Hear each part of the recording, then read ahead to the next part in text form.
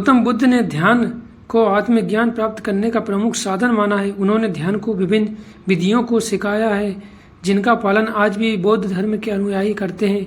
यहाँ पर बुद्ध द्वारा सिखाई गई कुछ प्रमुख ध्यान विधियां और उनके तरीके दिए गए हैं।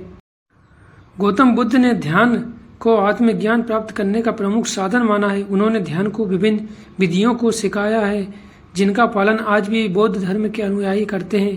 यहाँ पर बुद्ध द्वारा सिखाई गई कुछ प्रमुख ध्यान विधियां और उनके तरीके दिए गए हैं। सांस पर ध्यान देना ये बुद्ध की सबसे महत्वपूर्ण ध्यान विधियों में से एक है जिसमें सांस पर ध्यान केंद्रित किया जाता है। एक शांत और आरामदायक स्थान चुनें, सीधा बैठें, रीढ़ की हड्डी सीधी होनी चाहिए। अपनी आंखें बंद करें और सामान्य रूप से सांस लें। अपनी सांसों को महसूस करें। जब आप सांस अंदर लेते हैं तो महसूस करें कि हवा नाक में प्रवेश कर रही है।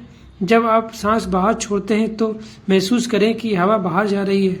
बस सांसों के आने और जाने का अवलोकन करें, उन्हें नियंत्रित करने की कोशिश न करें। जब मन भटकने लगे तो उसे पहचाने और धीरे से ध्यान को फिर से सांसों पर लाएं।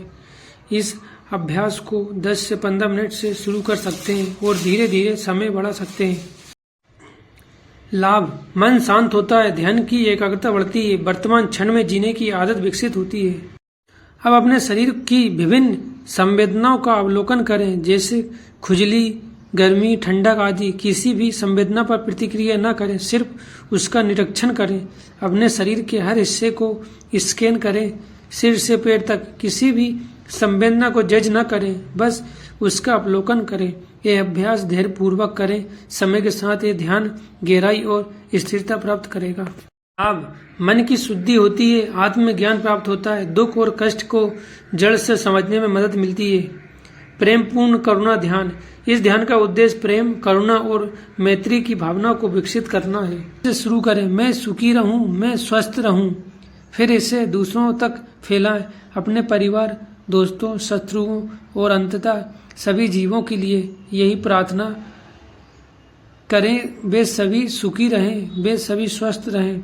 इस प्रक्रिया को धीरे धीरे बढ़ाएं और महसूस करें कि आप सभी जीवों से प्रेम और करुणा महसूस कर रहे हैं। गौतम बुद्ध का मानना था कि ध्यान आत्म जागरण और मुक्ति का मार्ग है।